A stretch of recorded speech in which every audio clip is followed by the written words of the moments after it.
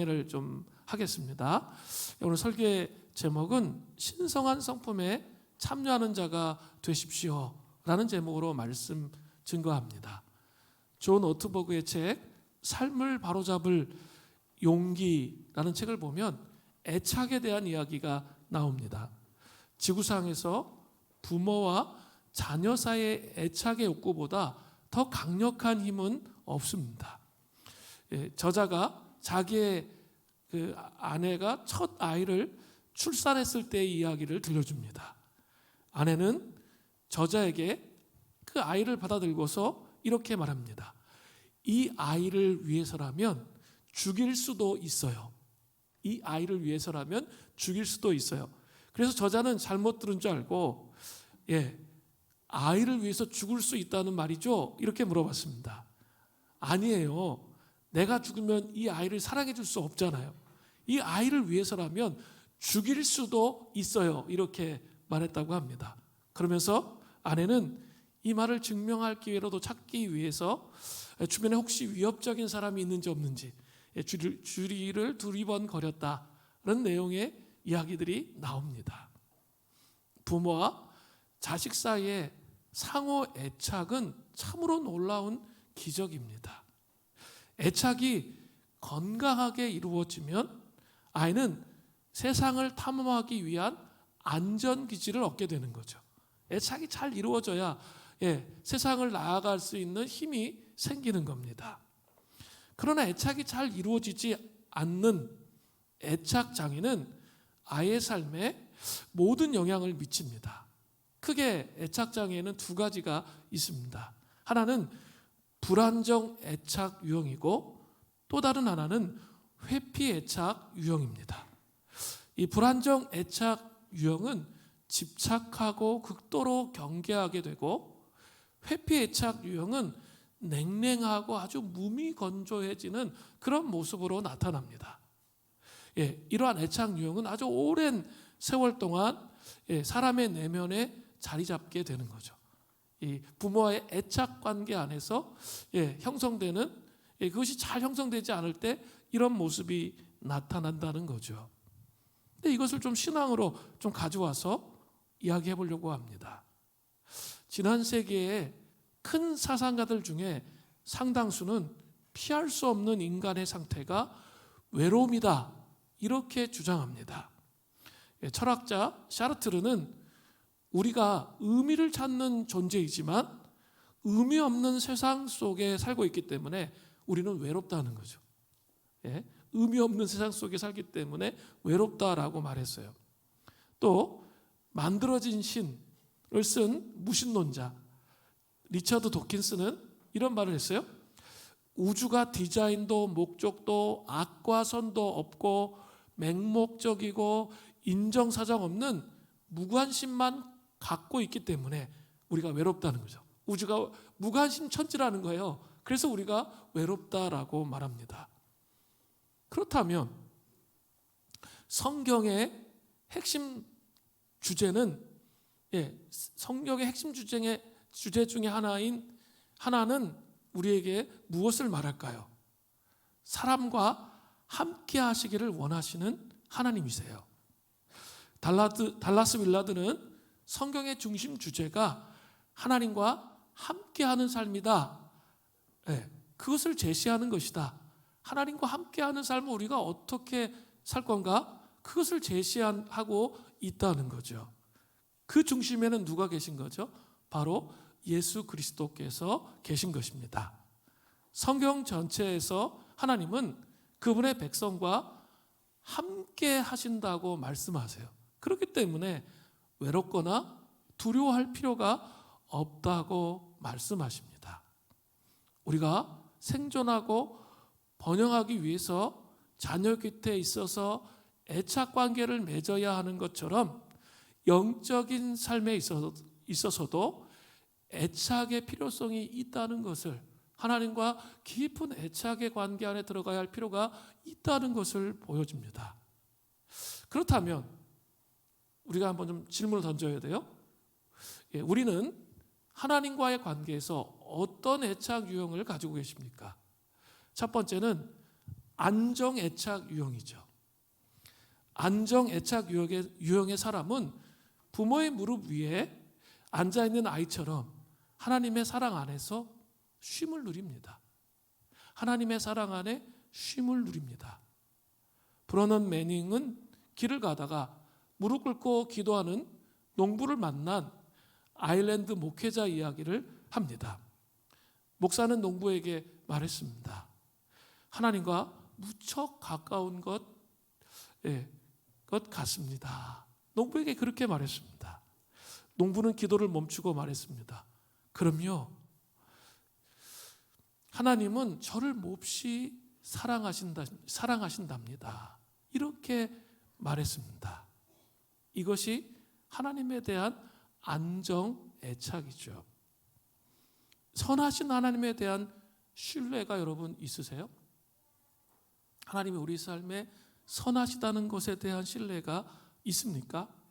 우리에게 물어야 돼요.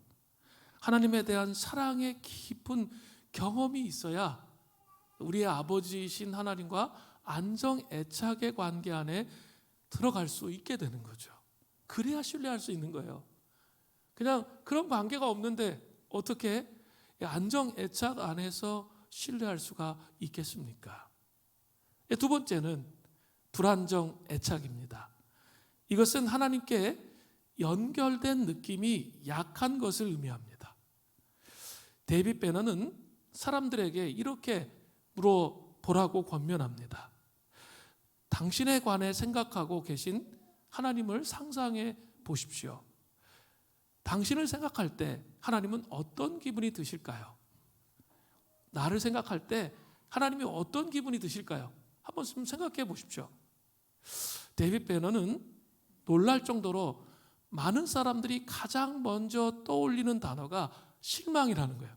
하나님이 우리한테 실망하신다는 거죠. 그게 첫 번째예요. 두 번째는 두 번째 떠올리는 단어는 분노라는 거예요.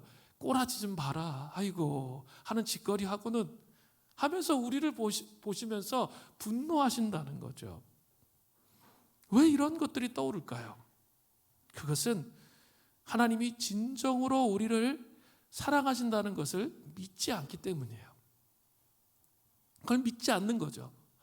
안정애착에 들어가지 못했기 때문에 불안정애착의 모습을 갖고 있는 거죠. 그래서 계속 불안해지는 거죠. 내가 성경 읽는 거 빼먹으면 어떡하지? 하나님이 이 번갯불을 동원해서 내 인생을 막 파토내실 거야. 내가 예배를 빠지면 어떻게 되지?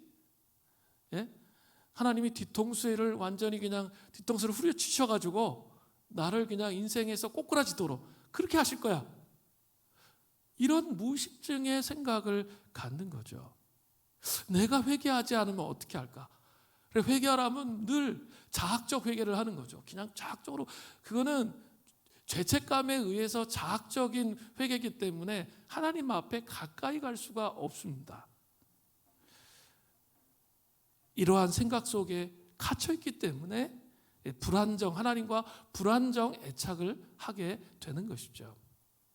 세 번째는 회피 애착입니다. 보호자가 자신을 진정으로 보호하지 않는다고 믿을 때 나타나는 거죠. 발달 심리학자 에드워드 트로닉은 무표정, 이걸 연구했어요. 무표정. 그 연구에서 그는 아기를 무릎에 앉힌 보호자들에게 그 어떤 얼굴 표정도 짓지 말고 어떤 반응도 보이지 말라고 지시했습니다. 우리 이재원 목사님이 몇 주 전에 보여주신 영상 있죠? 그런 좀 비슷하죠? 어떤 반응도 보이지 않도록 무표정하게 계속 있도록 했습니다. 이런 무관심에 아기들은 괴로워하면서 좌절감을 느꼈습니다. 그런데 한번 잘 생각해 보십시오.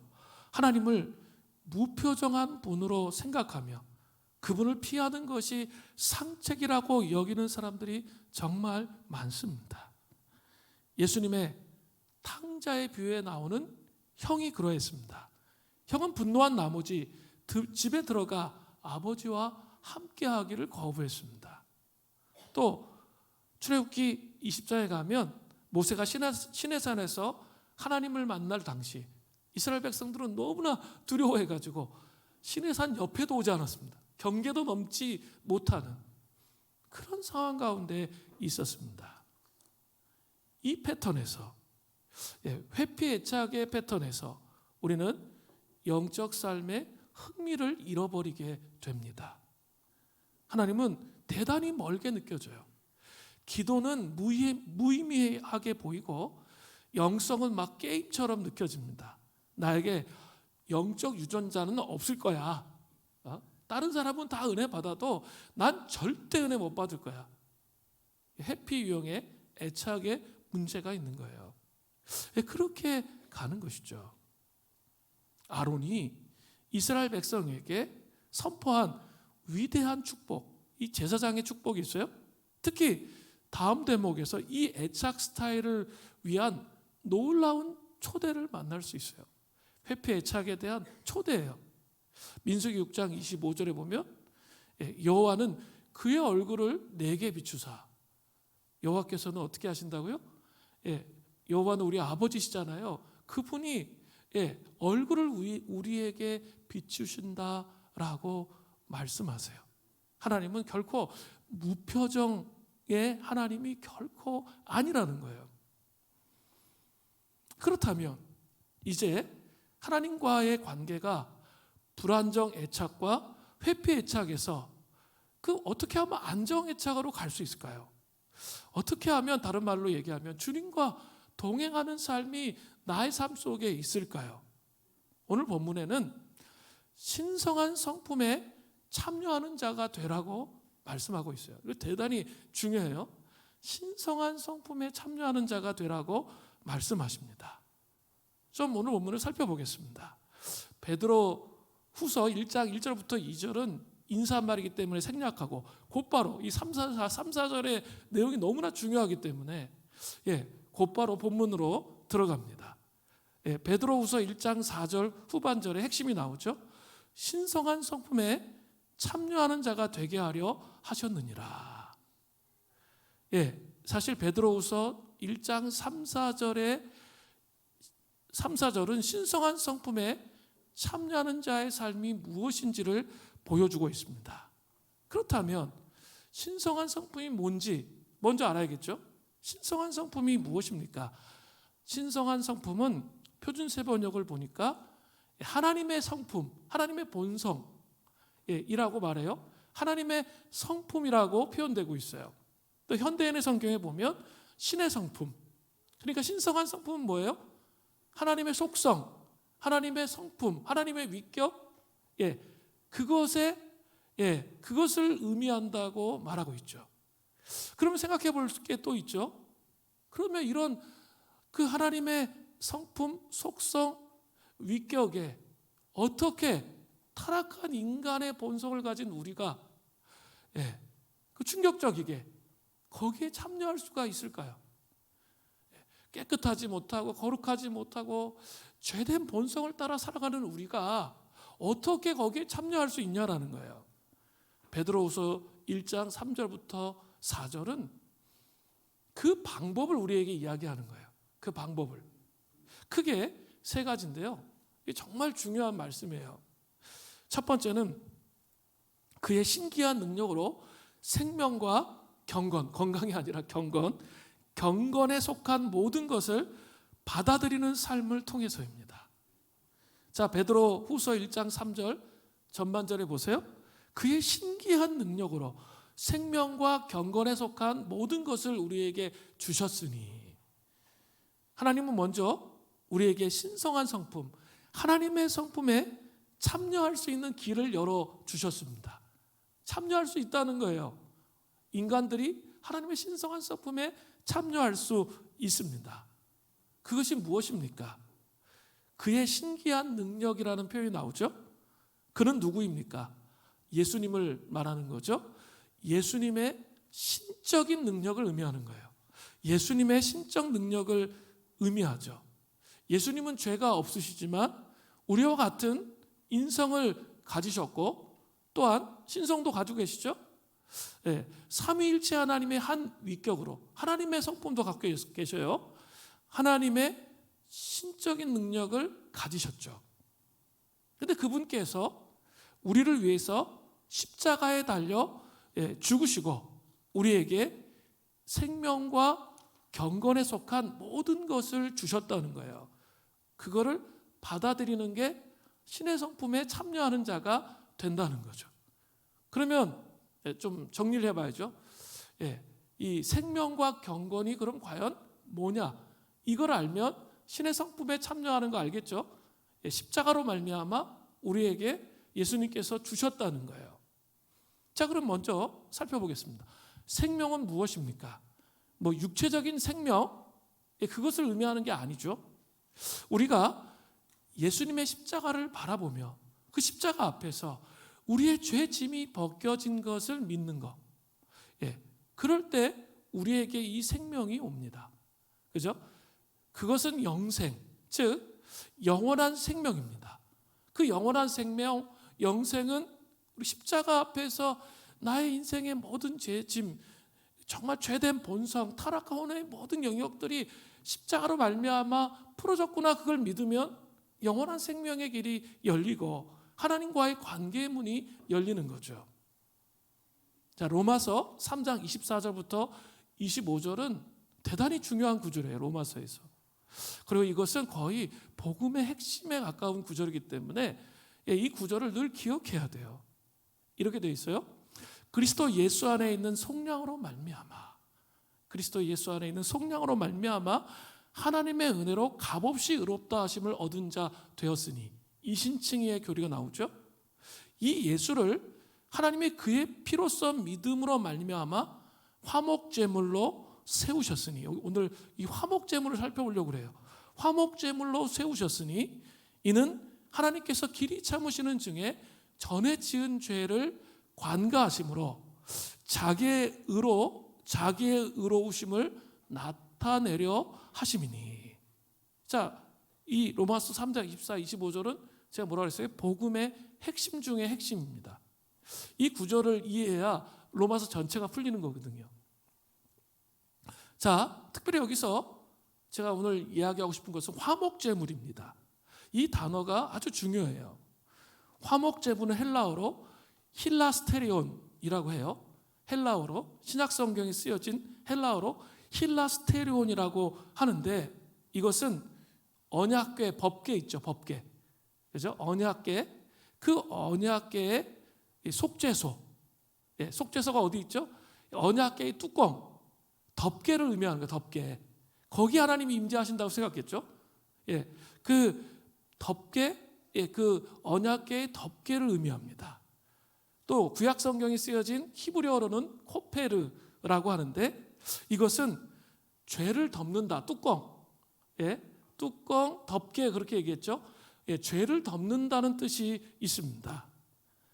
하나님께서는 당신의 사랑과 긍휼로 우리에게 예수님의 피, 십자가를 주셔서 우리가 죄가 씻김을 받도록, 우리의 모든 타락한 본성에서부터 흘러나오는 모든 죄가 씻김을 받도록, 즉 죄가 덮음을 받도록 그렇게 예수 그리스도를 보내신 거죠. 우리가 예수님을 믿고 십자가를 믿고 회개할 때 이러한 씻겨짐과 덮음을 받는 거예요. 예수님을 그렇게 한다는 건 뭐예요? 이제는 내가 내 마음의 중심에 있는 게 아니라, 타락한 내가 내 마음의 중심에 있는 게 아니라 예수님이 나의 삶의 주인이십니다, 이렇게 모셔드리는 의미가 있죠. 이러한 첫 번째 경험이 뭘까요? 영생의 시작이죠. 생명의 시작이 그것으로부터 시작됩니다. 자, 주변의 불신자들한테 물어보세요. 이런 복음의 내용을 자기는 정말 믿고 싶은데 잘 안 믿어진다는 사람들이 정말 많습니다. 이 구원을 받는 것, 예수 그리스도의 그 십자가의 보혈로 씻어짐을 받고 죄 용서함을 받는 것은 전적인 하나님의 선물이에요. 우리 안에 성령님께서 역사하셔야만 믿어져요. 그렇다면 우리가 할 수 있는 것은 뭐가 있겠습니까? 그런 역사가 일어나도록 남편을 위해서, 아내를 위해서, 주변의 사람들을 위해서 중보기도 하는 거, 그죠? 그리고 그런 사람들을 초청해서 은혜의 공간, 임재의 공간, 복음을 들을 수 있는 임재의 공간에 같이 초대하는 것, 또 성경을 읽을 수 있도록 하는 것. 우리가 할 수 있는 일은 그거밖에 없어요. 구원을 베푸시는 분은 누구세요? 하나님이시라는 거죠.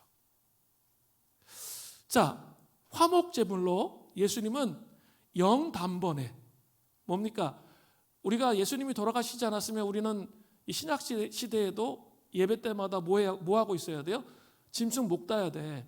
그래서 예배 드리고 있어야 돼요. 그런데 이제 그런 게 없어졌잖아요. 예수님이 십자가에 한 번 돌아가심을 통해서 한 번에 영단번, 영원히 한 번에 우리가 죄 용서함을 받은 거죠. 그것은 반복되는 일이 아니에요.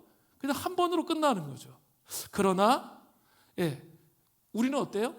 우리는 어떻게 해야 돼요? 우리 한 번 구원받을 때 생명의 시작이 시작됐어요. 영생의 시작이 시작됐어요. 한 번 죄 씻어서 끝. 그건 이단이에요. 그렇지 않습니다. 날마다 십자가 앞에 나와서 타락한 본성을 씻는 거죠. 그리고 우리의 자아를 타락한 혼에서 나오는 죄된 본성을 어떻게 해야 돼요? 날마다 십자가에 못 박아가는 삶을 살아가는 것이죠. 그러면서 성장해 가야 되는 거죠. 이것이 바로 경건이에요. 자, 경건, 피에타스. 라틴어로 그렇게 얘기하는데 이 경건은 뭐 현대인들은 영성이라는 단어로 많이 쓰고 있는데 더 성경적인 단어는 경건이에요. 경건. 이 변화의 여정을 계속 십자가에 적셔서 우리의 자아를 십자가에 못 박아 세워져 가는 이 과정이 바로 경건이에요. 이것은 아버지 하나님과 가지는 영적 관계성입니다.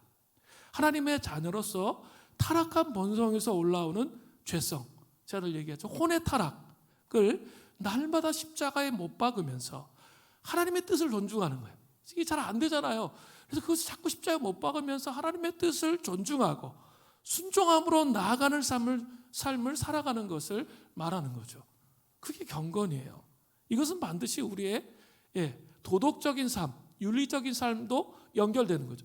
윤리적인 삶이 먼저가 아니라 이 삶을 통해서 거룩함으로 나아가는 삶이 끌려오는 거죠. 경건은 성화의 여정과 깊은 관련이 있다는 거 이제 아시겠죠? 이 단어에 대한 의미를 알아야 돼요. 생명과 경건. 예수님의 십자가로 말미암아 생명과 경건에 속한 모든 것으로 살아갈 때 우리는 신성한 성품에 참여할 수 있게 되는 거죠. 더 쉽게 한번 얘기해 볼게요. 우리 삶 속에서 우리 예수님 제대로 믿죠? 그 복음의 핵심 중에 또 하나는 뭐죠? 용서예요. 용서하는 삶을 살지 않고는 견딜 수가 없게 돼요. 그죠? 견딜 수가 없게 돼요. 그리고 그 정말 용서할 수 없는 그 상황인데 예수님 때문에 용서하는 거죠. 그 사람을 보면 막 본전 생각이 나고 열이 받고 화가 나고 옛날엔 그거 못했어요. 그런데 시간이 지나면서 예수님의 그 십자가의 깊은 사랑 속에 들어갈 때 용서하게 되죠. 그게 뭘까요? 그게 바로 신성한 성품, 하나님의 성품에 참여한 자가 된 거죠. 또 한 사람이 있어요. 아주 혈기와 분노가 그냥 너무 많은 사람이에요. 그래서 이렇게 어떤 사람이 날 때렸어. 한 4대 정도 때렸는데 한 20대는 패야. 반은 죽여놔야 직성이 풀리는 사람이죠. 그런데 예수님의 생명이 들어가기 시작했어요. 그럼 어떻게 되는 거죠? 20대는 안 때려. 한 19대 때리는 거죠. 그리고 18대. 점점점 가다가 이제 아이고 주먹이 운다. 너 예수님 아니었으면 너는 반 죽었어. 그 정도까지 갔어. 물론 더 나가야 되는데 그게 뭘까요? 그게 뭘까요? 다른 사람은 이해하지 못하더라도 하나님은 아세요. 그게 뭘까요? 신성한 성품에 참여하는 거예요. 그 신성한 성품에 우리 남편이 참여하고 있는지 아닌지 어떻게 알 수 있죠? 다른 사람은 잘 몰라도 우리 아내는 알아요. 그리고 우리 남편은 알아요. 우리 자녀가 신성한 성품에 참여하고 있는지 가장 가까이 있는 사람들은 안다는 거예요. 한번 생각해 보세요. 우리 남편이 과거에는 얼마나 성질이 급한지 막 지 멋대로 막 했는데 이게 진짜 신앙생활을 오랜 여정을 가다 보니까 서서히 그 급한 게 다 제 얘기예요. 급한 게 사라지는 거죠. 그게 뭘까요? 그게 뭐죠? 바로 그게 신성한 성품에 참여한 자가 된 것이죠.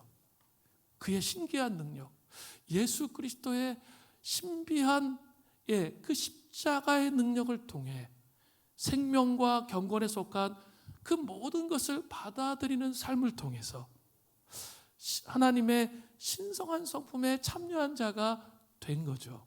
이게 첫 번째예요. 이 구절들을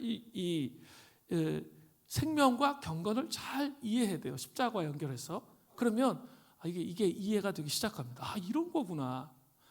두 번째는 신성한 성품에 참여하는 것. 두 번째는 하나님의 영광과 덕을 누리고 보배롭고 지극히 큰 약속을 붙잡고 살아감을 통해서요. 이 구절도 잘 보셔야 되는데 베드로후서 1장 3절 후반절부터 4절 전반절까지예요. 이렇게 돼 있어요. 이는 자기의 영광과 덕으로 우리를 부르신 이를 알므로 말미암음이라. 도대체 무슨 말인지 개역개정은 잘 모르겠어요. 근데 제가 표준세번역 성경을 보니까 확 들어오더라고요. 무슨 뜻인지. 하나님이 우리를 부르셨다는 거예요. 그리고 그의 영광과 덕을 누리게 해주신 분이십니다. 하나님의 영광과 덕을 누가 누리는 거예요?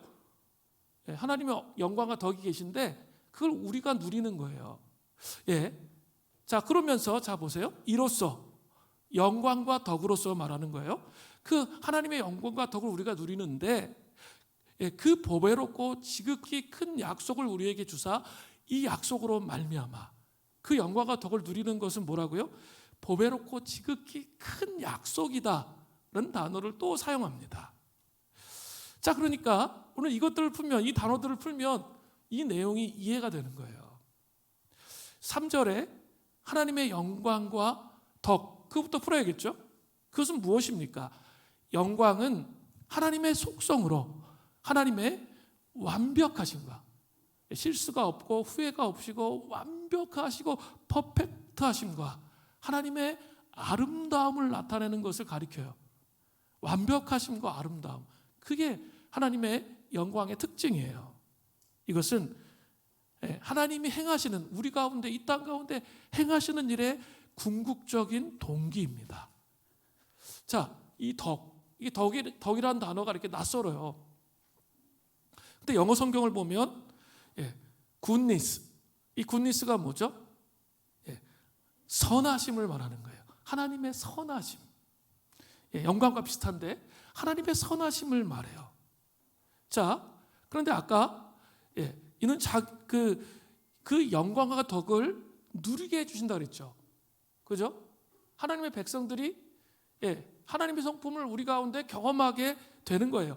영광과 덕을 누리는 게 중요하죠. 그러면 뭐가 중요할까요? 하나님 선하신데 선하신 하나님을 믿는 거, 이게 중요해요. 선하신 하나님을 여러분 믿으세요? 아무도 별로 이렇게 선하신 하나님을 믿으세요? 아멘 하시지만 고난의 현실 가운데 있을 때 선하신 하나님을 믿는 거 정말 어려워요. 근데 이 하나님이 어떤 분이신지 알면 그 약속들이 우리의 삶에 풀어지면서 선하신 하나님을 믿을 수 있는 것이죠. 하나님 분명히 말씀하셨어요. 로마서 8장 28절에 고난의 삶 가운데 하나님께서 합력해서, 때로는 그 방식을 다 이해할 수 없지만 하나님이 합력해서 모든 선을 이루신다고 했어요. 여러분 믿으세요? 저 힘들고 어려운 일이 있으세요? 고난의 한복판에 계세요? 근데 여러분 이 말씀을 믿으시기 바라요. 하나님은 선하세요.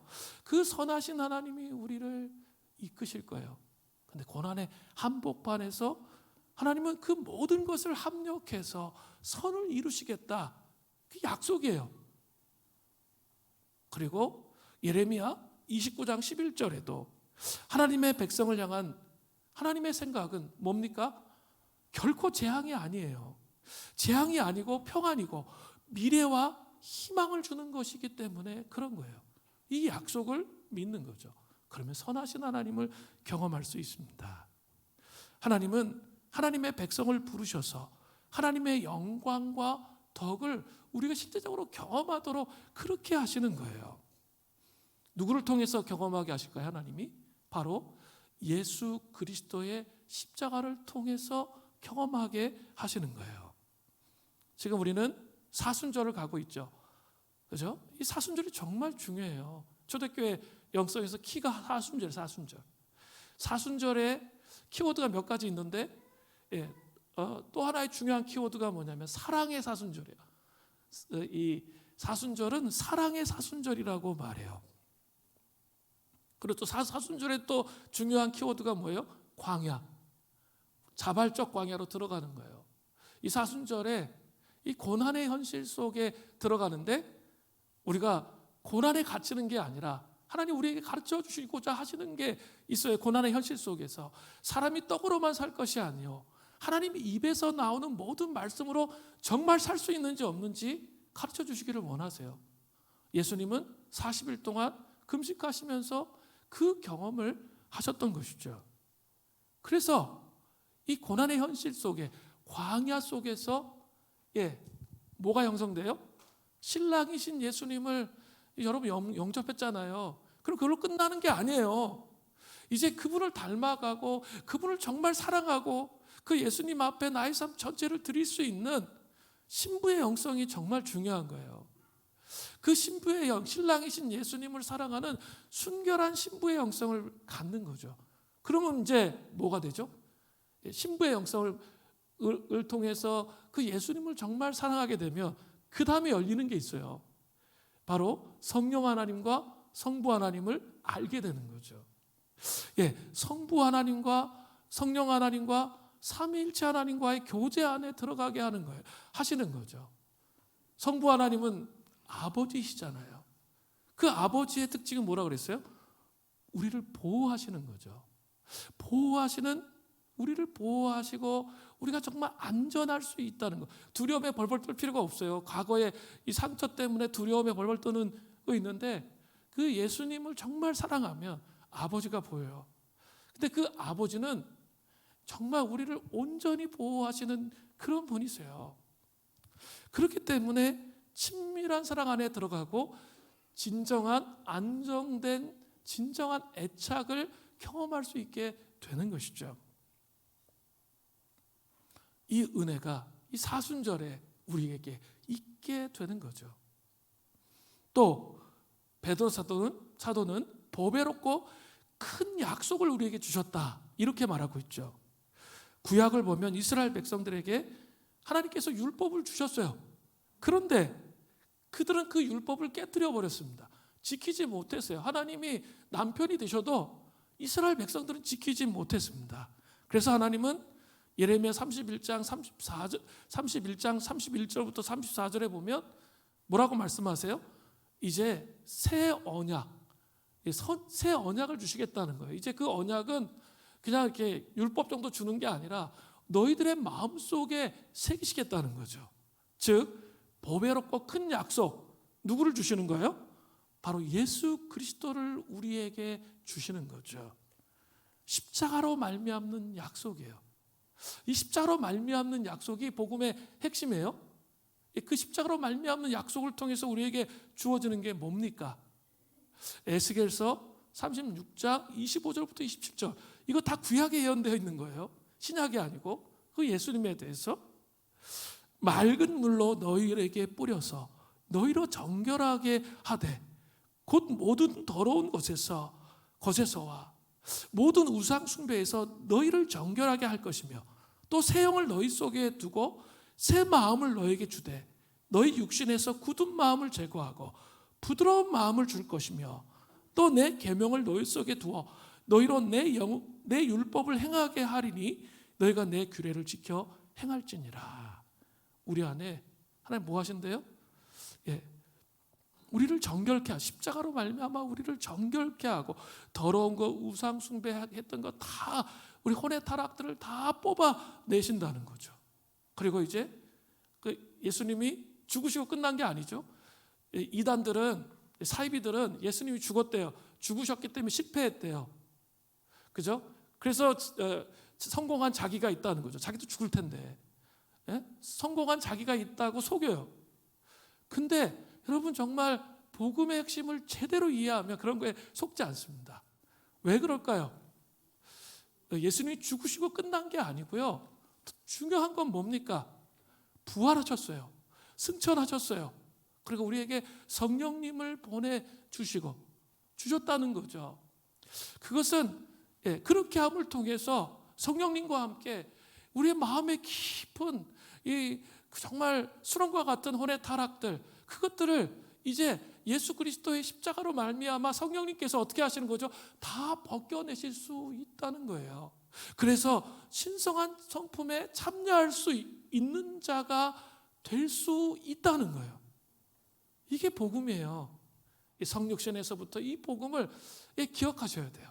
제가 이렇게 베드로 후서를 젊은 날에 강의했으면 정말 전체적으로 다 이해하지 못했을 거예요. 특히 베드로 전서도 마찬가지인데 제가 처음으로 설교를 했던 본문이 베드로 전서였어요.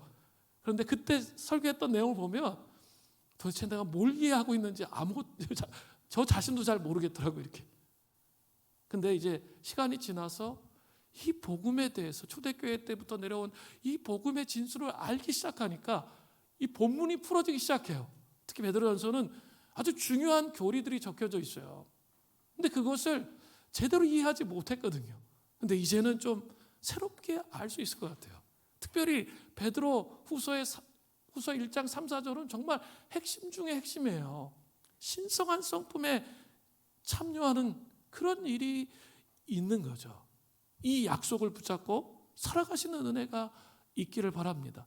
예수 그리스도의 그 십자가의 은혜와 부활과 승천과 성령 강림의 이 복음을 붙잡고 살아가시기 바랍니다. 그렇게 되면 어떤 일이 일어납니까? 바로 신성한 성품에 참여하는 자의 결론에 해당하는 말씀 다 여기 와서 걸리거든요. 다음 주에도 또 말씀을 나눠야 되는데 베드로후서 1장 11절에 다음 주에 이렇게 8덕목이 나와요.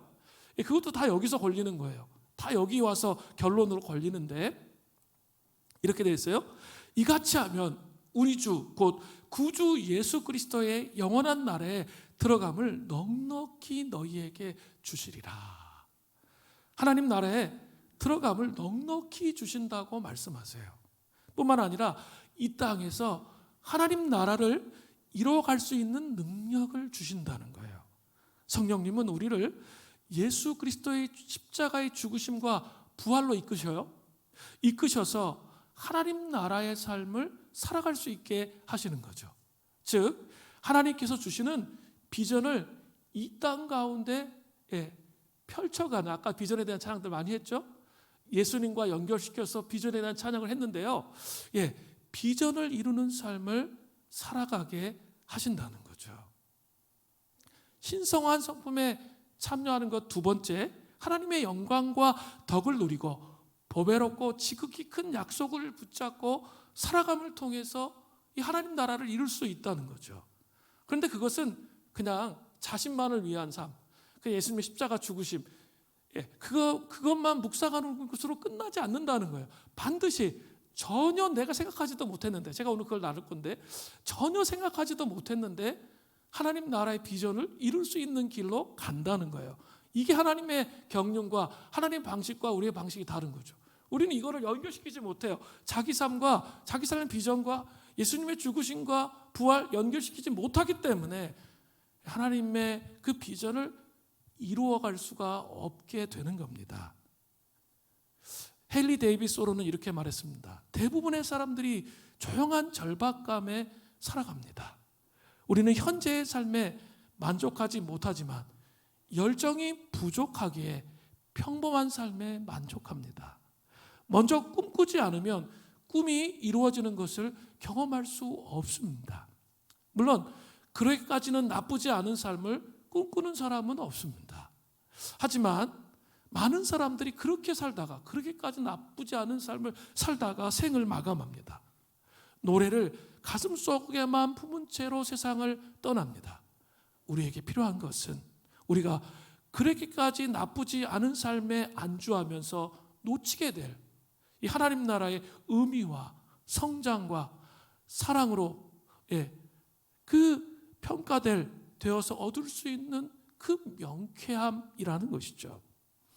신성한 성품에 참여하는 것 두 번째, 하나님의 영광과 덕을 누리고 보배롭고 지극히 큰 약속을 붙잡고 살아가면 이 땅 위에서 위대한 하나님의 나라를 이루는 우리의 삶이 될 수 있습니다.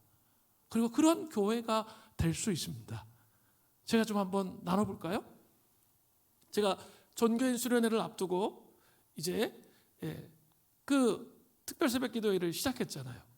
그리고 제가 사순절에이니까 저도 자발적 광야에 나가서 고난의 현실에 나가서 저 자신을 좀 바라보면서 회개하고 있었어요.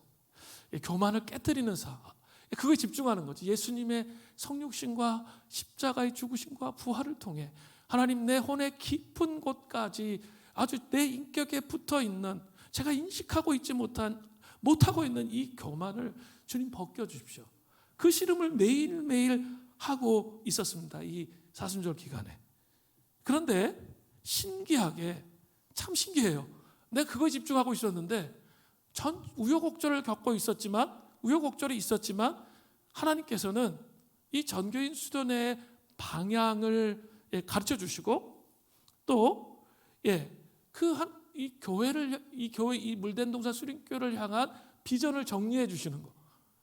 뭐 제가 한 일은 없어요. 저는 그냥 예수님의 죽으심과 부활 붙잡고 막 씨름했는데 전혀 생각하지 않는 관계 안에서 문이 열리면서 풀어지는 것을 경험하게 되었습니다. 특별히 이제 중요한 것은 저녁은 제가 집회를 할 거기 때문에 동행에 대한 신비 쪽으로 많이 얘기할 거예요. 그리고 이제 오전이 중요했는데 오전 사역을 어제 좀 다 정리하게 되었습니다. 5월 3일 토요일 날 오전에는 우리 공동체가 잘하고 있는 것들을 좀 정리할 거예요.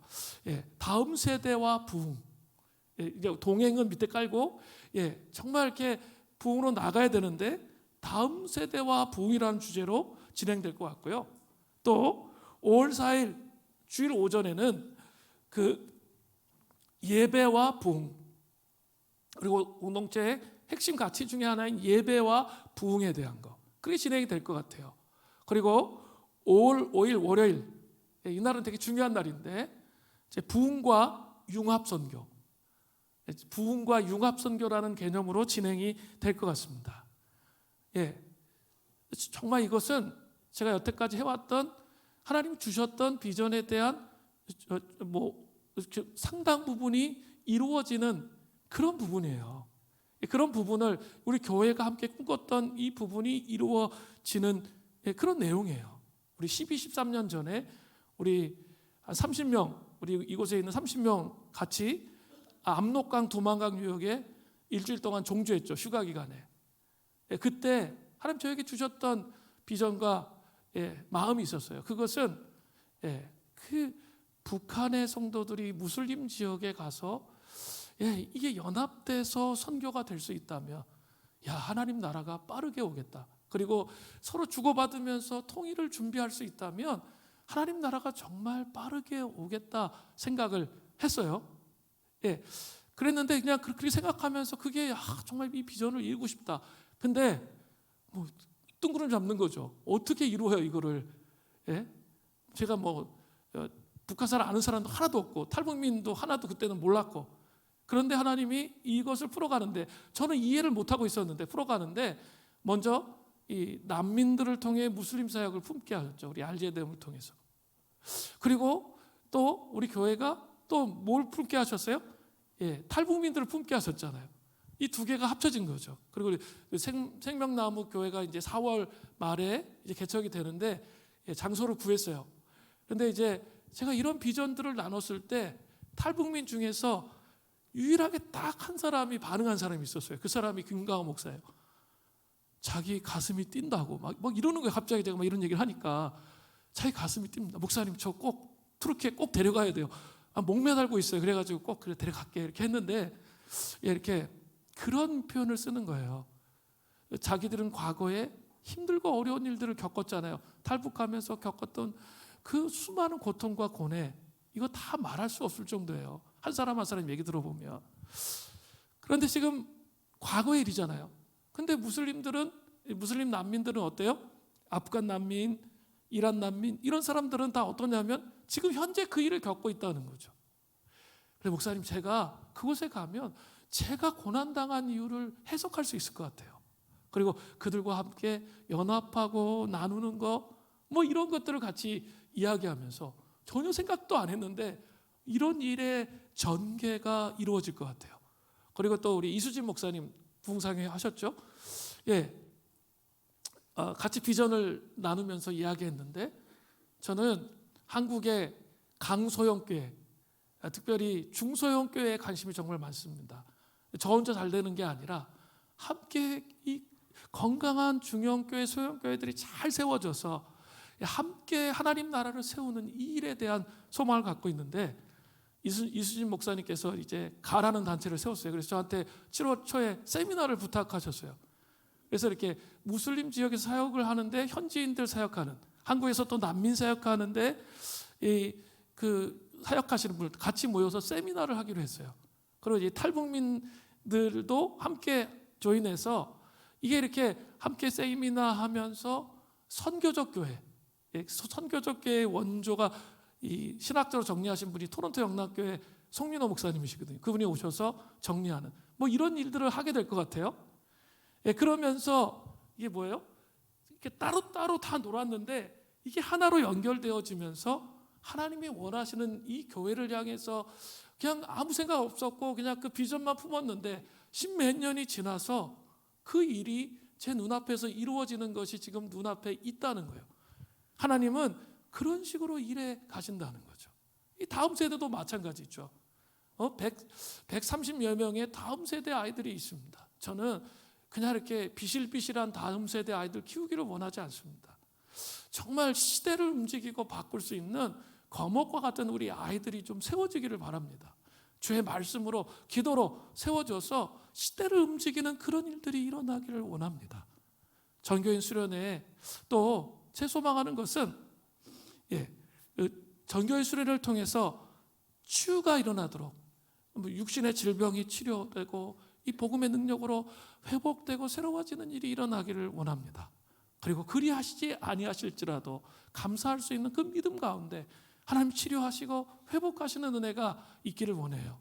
그리고 우리 내적 치유 세미나 있죠. 깊은 혼의 타락까지 들어갔는데 전 더 깊이 들어가서 치유되고 회복되는 시간 되기를 원합니다. 우리 지금 경제적으로 너무나 어렵습니다. 저는 이 시간들을 통해 우리가 하나님의 나라의 원리와 법칙, 예수님의 죽으심과 부활에 우리의 삶이 완전히 드려짐을 통해 사업의 기름 부으심이 어떻게 오는지 여러분 보시는 그런 경험이 있기를 바랍니다. 이런 부흥으로 함께 여러분을 초대하고 싶습니다. 함께 특별 새벽 기도회로 기도하면서 앞으로 나아갑시다. 사순절 광야에서 우리의 타락을 다루고 하나님의 위대한 일이 이 땅에 이루어지도록 하나님의 영광과 덕을 누리고 보배롭고 지극히 큰 약속을 붙잡고 신성한 성품에 참여해서 하나님 나라가 새로워지는, 세워지는 그 은혜가 우리에게 있기를 바랍니다. 세 번째는 신성한 성품에 참여하는 것. 세 번째는 정욕 때문에 세상에 썩어질 것을 피함으로 살아감을 통해서 이루어집니다. 베드로서 1장 4절 후반절에 나오죠. 너희가 정욕 때문에 세상에서 썩어질 것을 피하여 신성한 성품에 참여하는 자가 되게 하려 하셨느니라. 또 이 말씀을 이해하려면 두 단어를 이해해야 돼요. 첫 번째는 정욕입니다. 정욕이라는 게 뭐예요? 헬라어로 에파디미아인데 죄성을 가지고 육신의 욕구를 따라 육신의 것을 추구하는 반 하나님적 탐욕을 말하는 거죠. 육체의 욕심, 타락한 본성에서 나오는 욕심대로 살아가는 것, 이걸 잘 십자가에 못 박지 못하고 우리 안에 있는 이 묶임을 깨뜨리지 못하고 살아가는 것, 그게 뭐예요? 정욕이에요. 또 이것은 창세기의 가인과 같이 땅의 것을 추구하기 때문에 결코 하나님의 신성한 성품에 이르지 못합니다. 이것은 혼의 타락에서 끊임없이 올라오는 우리의 죄된 본성과 연관되는 거죠. 세상은 헬라어로 코스모스입니다. 하나님이 세상을 이처럼 사랑하사. 이것은 그런 세상, 지금 여기서 말하는 세상과 언어는 똑같은데, 헬라어로 코스모스 똑같은데 다른 의미죠. 그 세상은 하나님이 창조하신 아름다운 세상을 말하는 거고, 여기서 말하는 세상은 하나님을 떠나 하나님을 대적하는 악한 세상, 가치체계, 이런 것이 세상입니다. 세상은 하나님의 사람들에게 끊임없이 세상의 인정을 구하도록 그렇게 우리를 유혹합니다. 세상은 우리가 세상의 윤리와 기준을 따르도록 그렇게 유혹합니다. 다 하는데 왜 너만 안 해? 이런 이야기를 듣도록 하는 거죠. 세상은 우리가 세상의 재물을 추구하도록 유혹합니다.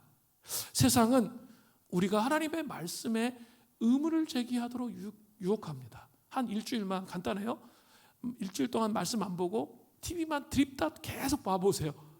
그러면 어떤 현상이 일어날까요? 진짜 하나님 말씀이 바꿀 수 있을까, 세상을? 이런 유혹이 확 들어와요. 그만큼 무서워요.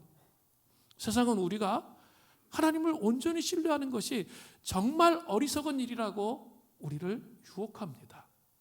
세상은 하나님의 백성을 어떻게 해서든지 하나님과의 친밀한 관계, 그 애착의 관계에 들어가지 못하도록 그것을 끊어놓으려고, 그러면 위대한 하나님 나라의 일들이 이루어지기 때문에 이 땅 위에서 그것이 끊어지도록 노력합니다.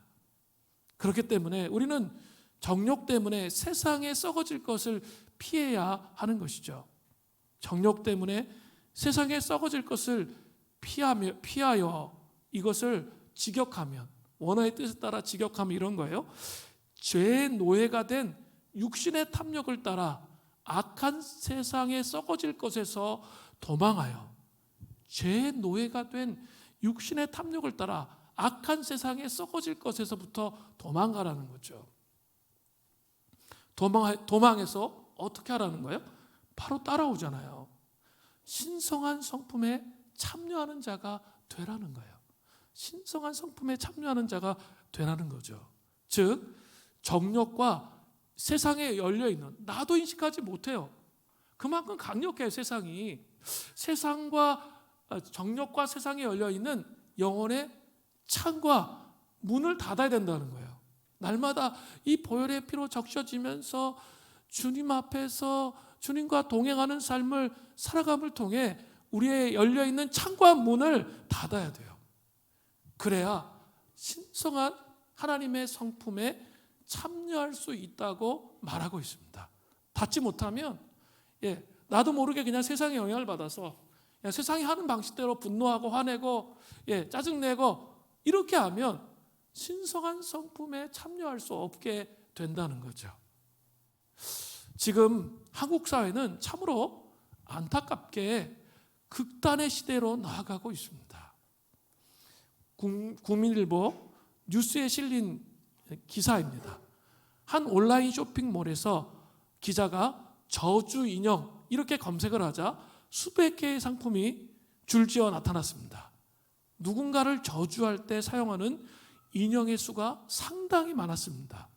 저주하고 싶은 사람의 이름을 적은 뒤에 집으로 만든 인형에 붙이고 바늘로 콕콕 찌르면서 사용하는 그런 방식입니다. 상사, 사기, 배신, 사적인 복수 이런 것 등 다양한 대상의 저주 인형이 개당 10,000원 내외로 팔리고 있었습니다. 판매자들은 동영상까지 활용해서 인형 활용법을 홍보하고 나섰습니다. 구매평은 아주 노골적입니다. 실제 구매에 써보았다는 사람들은 저마다 효과를 봤는데 소름이 돋는다. 상사를 상사가 그만두게 해달라고 저주하면서 막 콕 찔렀는데 그가 다리가 부러져 퇴사했다. 예, 뭐 이런 사실 확인을 할 수 없는 말들이 수없이 많이 남겨져 있다는 것이죠. 이처럼 보복을 여과 없이 표현하는 저주 인형이 인기를 끄는 현상에 대해 전문가들은 그 무차별적인 분노가 인형을 넘어 실제로 확산할 수 있다며 깊은 우려를 표현하고 있습니다. 우리의 창문을 열어놓으면 안 돼요. 그 분노에 우리 영혼의 창과 문을 열어놓으면 어떻게 됩니까? 신성한 성품에 참여할 수 없다는 거죠. 그만큼 너무나 강력하게 우리에게 다가와요.